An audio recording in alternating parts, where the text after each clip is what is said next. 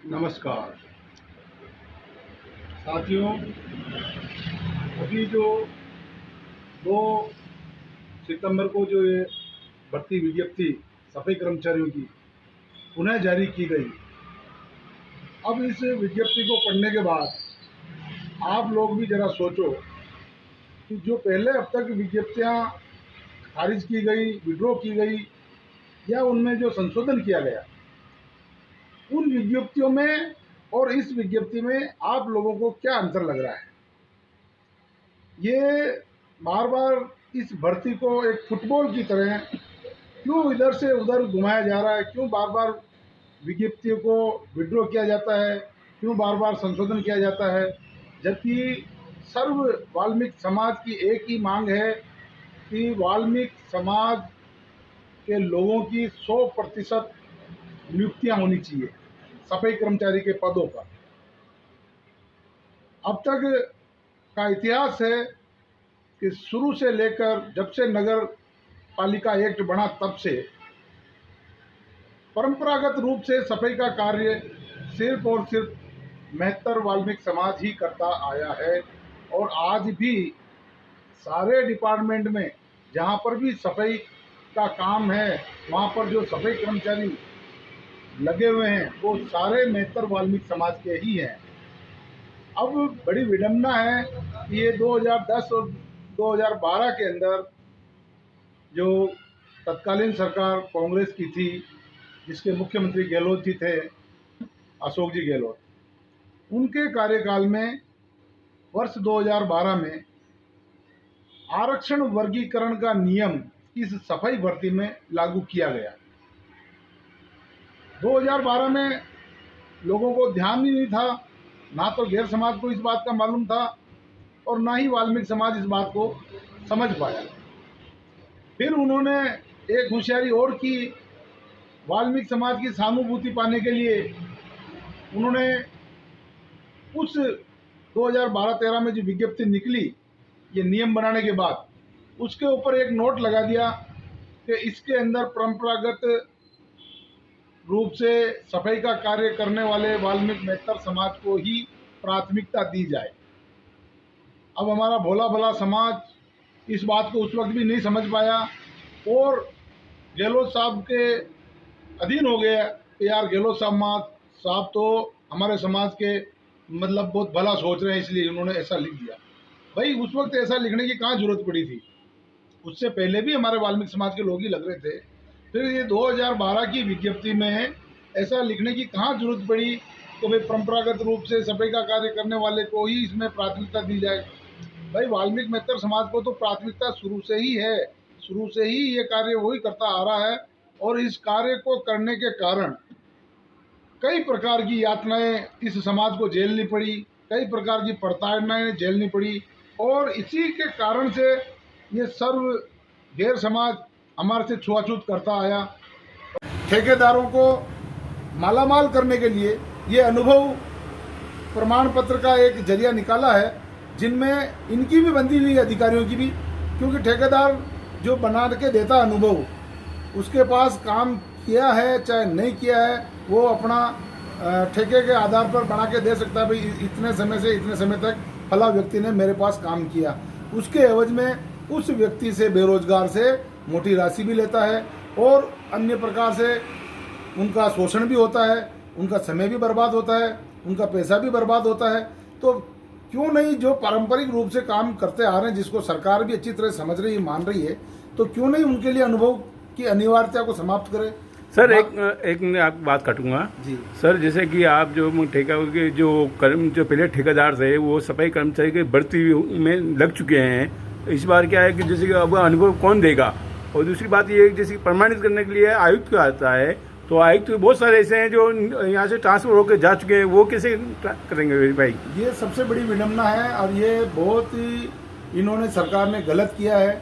और दूसरा, जैसे भी नगर परिषद, नगर पालिका या नगर निगम के अधिकारियों को इन्होंने मान्य किया कि भाई इन्हीं के द्वारा दिया गया ही प्रमाण पत्र मान्य होगा।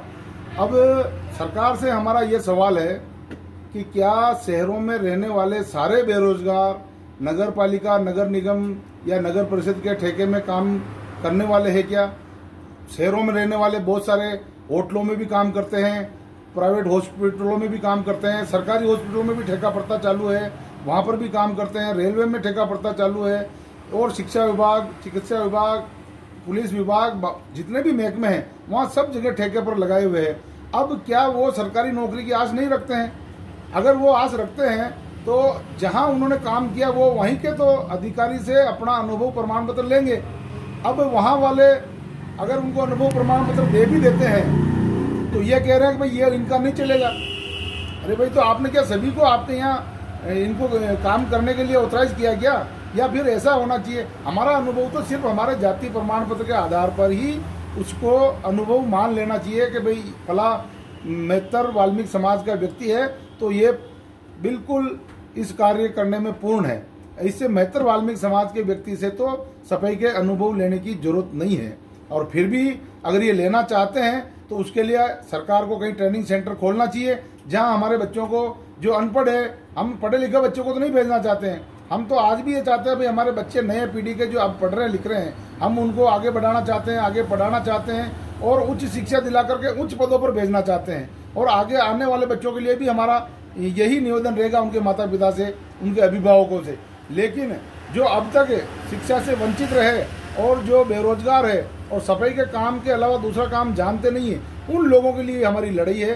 तो उन लोगों को ये ट्रेनिंग देवे कहीं सरकार, और ट्रेनिंग देकर के फिर वहाँ से अनुभव देवे।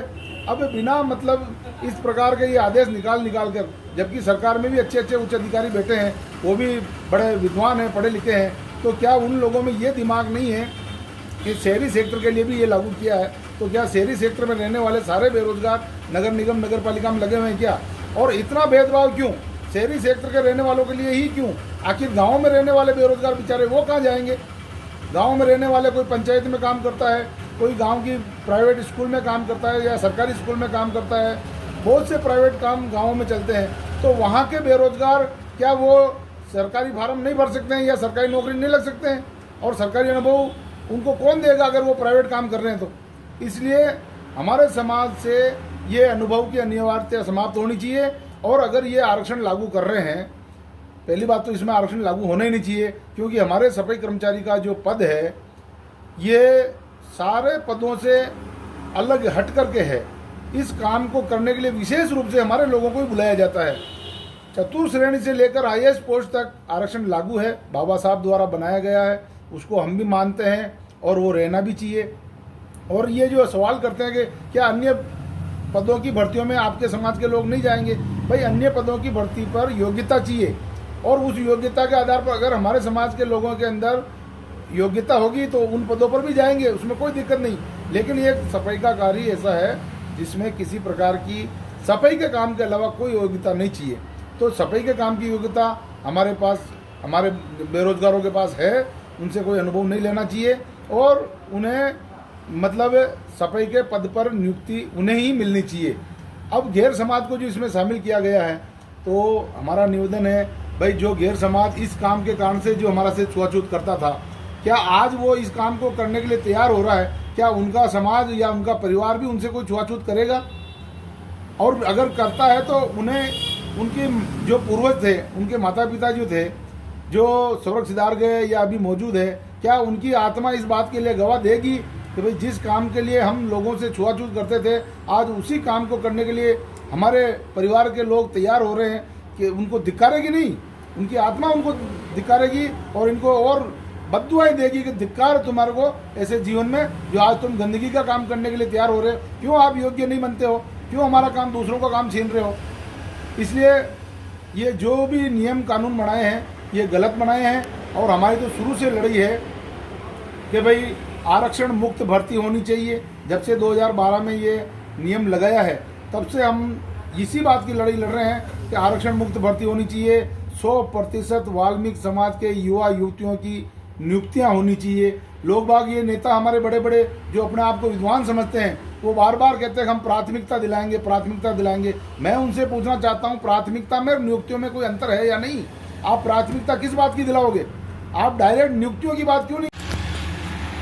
मशीनरीकरण होने के बाद सरकार के अंदर बैठे हुए जो गैर समाज के उच्च अधिकारी है, उन लोगों के मन में भी हमारे समाज के प्रति एक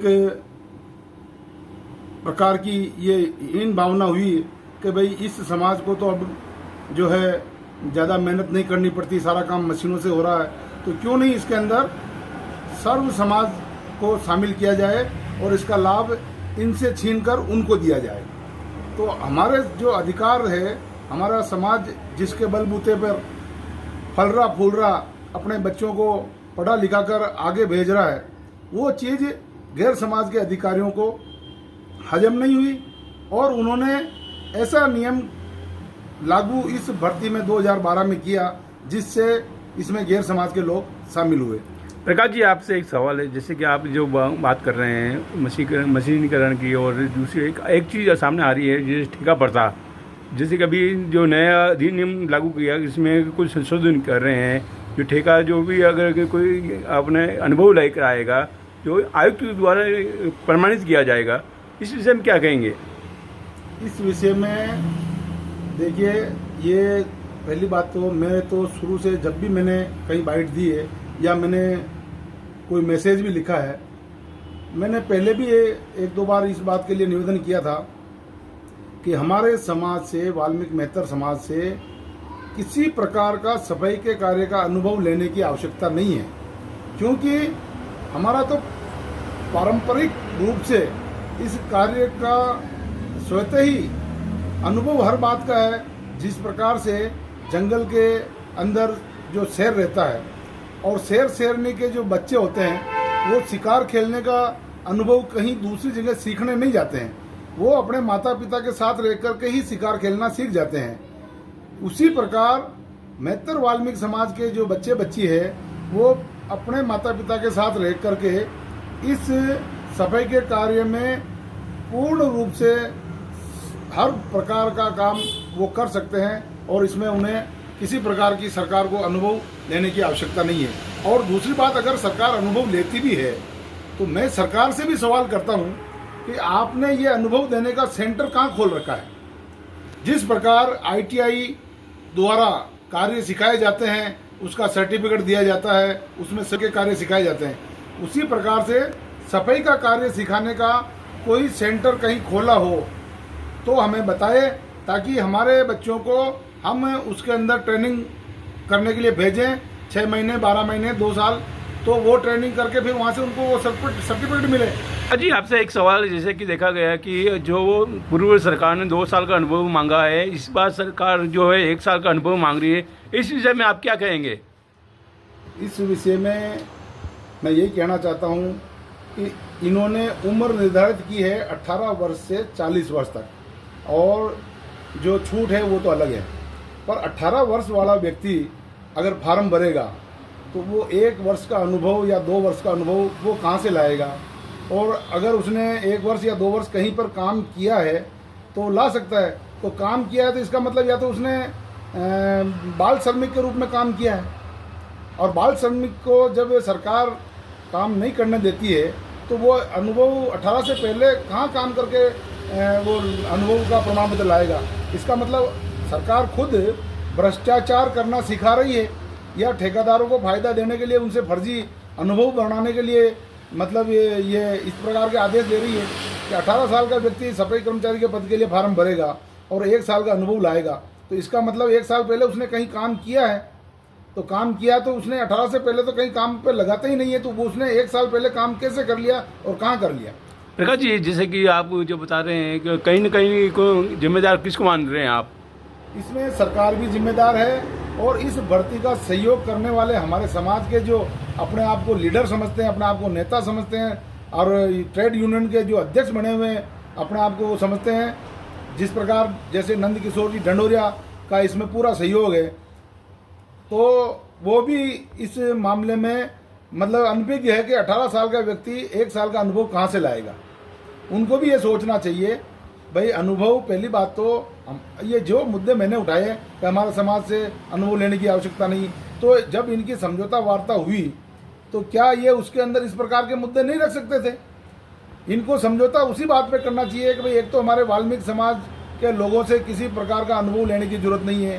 दूसरा, इनको 100% वाल्मीकि समाज की युवा युवतियों की नियुक्तियां हो या फिर आरक्षण मुक्त भर्ती हो, इस प्रकार की बातों पर समझौता करना चाहिए।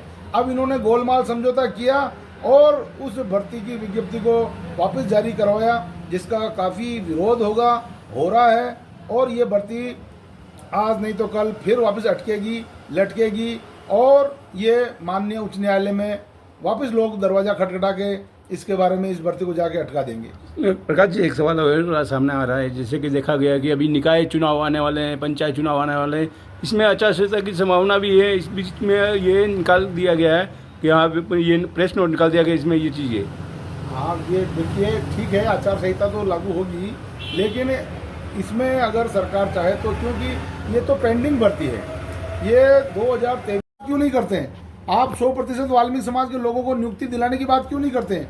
आप ऐसे गलत समझौते कर करके बार बार इस भर्ती को फुटबॉल की तरह बना रखा है, जो कभी इस पाई में कभी इस पाई में है।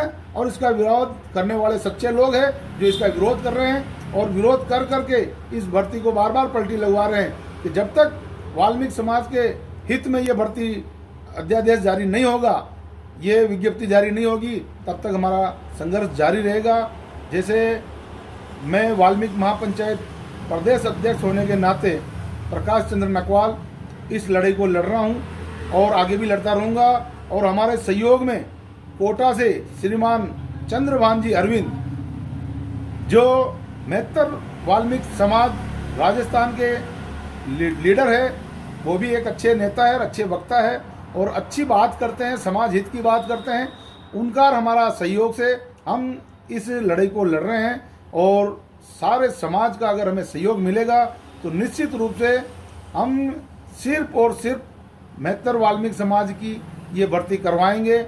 और इसमें जो परंपरागत रूप से जो सफाई का कार्य करने वाले इसके साथ में जैसे बिस्ती हेला है, वो भी अगर हमारे साथ लगे तो हमें कोई आपत्ति नहीं है। लेकिन ये जो 36 कौम को इसमें लिया जा रहा है, जो हमारे से छुआछूत करते थे इस गंदगी के कारण से, आज वही लोग इस काम करने के लिए तैयार हो रहे हैं, ये बहुत गलत हो रहा है। मैं प्रकाश चंद्र नकवाल, वाल्मीकि महापंचायत प्रदेश अध्यक्ष, राजस्थान, भीलवाड़ा निवासी।